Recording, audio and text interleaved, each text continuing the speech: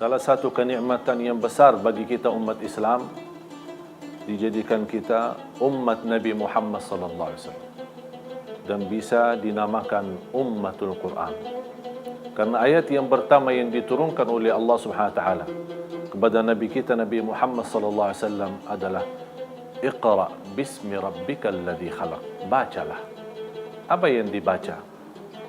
Tanda kemajuan umat, tanda kemakmuran umat, tanda kesuksesan umat adalah mulai membaca. Sayang sekali kalau kita melihat umat Islam yang begitu besar tapi tidak pandai membaca kitabullah. Iqra bismi rabbikal ladzi khalaq.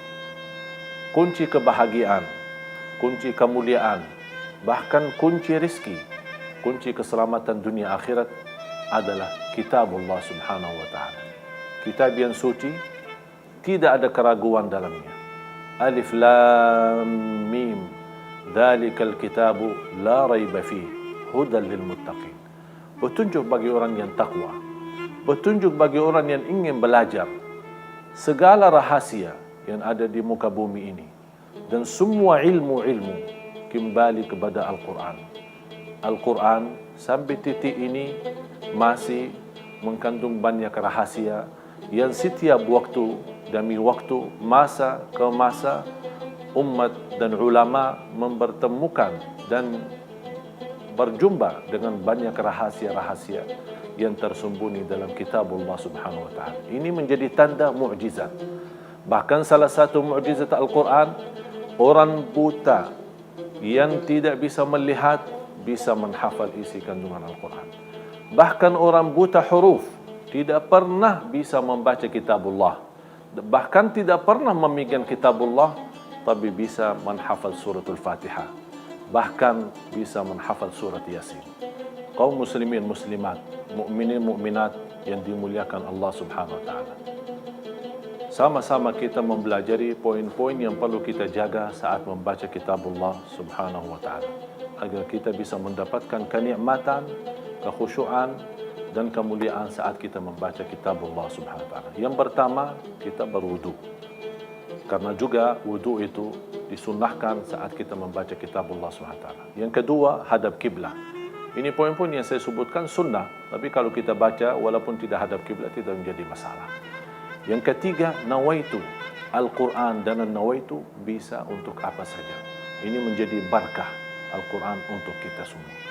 Kemudian juga saat kita membaca kitabullah Subhanahu wa taala, mesti kita memegang Al-Quran dengan baik. Artinya Al-Quran ini kitab yang suci, bukan sebuah majalah, bukan sebuah koran. Berarti saat kita membaca atau memegang Al-Quran, harus memegang Al-Quran dengan baik. Fantasnya kita menghormati, dan juga pandangan mata kita di hadapan Al-Quran dan melihat, menikmati. Bacaannya pun tenang, pelan-pelan, perlahan-lahan, karena kita mau merasa kenikmatan dan keindahan kitabullah. Dan tak boleh saat kita memegang Al-Quran masih ada banyak kesibukan. Ini berarti kita tidak menghormati sepenuhnya kitabullah SWT. Seperti seorang yang memegang Al-Quran di tangan kirinya dan di tangan kanannya memegang HP. Sepertinya sambil membaca ya ayyuhalladzina amanu dan masih BBM-an, masih WhatsApp-an, masih SMS-an. Perlu yang kita jaga, tidak boleh membaca kitabullah saat kita ngantuk. Berarti setiap kita mau baca ya ayyuhalladzina itu tidak boleh. Bagaimana kita mau menikmati juga kitabullah? Bahkan kita bisa salah baca. Ini menjadi dosa karena kita dalam kondisi ngantuk berat, mau tidur, dilarang oleh Rasulullah SAW kita membaca Al-Quran. Bahkan dilarang kita lagi salat karena tidak akan bisa memperhatikan bacaannya dan bahkan tidak akan bisa memperhatikan salatnya.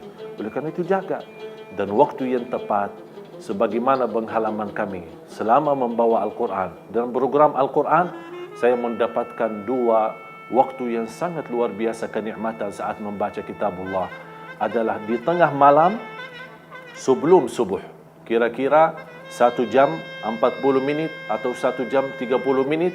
Ini sangat luar biasa kenikmatan saat kita membaca Al-Quran. Boleh kita baca Al-Quran sebelum tahajud atau sesudah tahajud sambil menunggu salat subuh.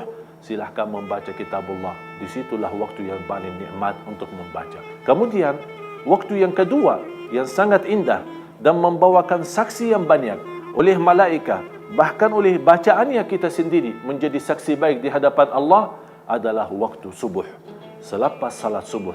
Sebagaimana firman Allah SWT, Inna Qur'an al-Fajri kana mashhuda. Bacaan di subuh hari itu akan membawa saksi baik bagi kita di hadapan Allah Subhanahu wa taala.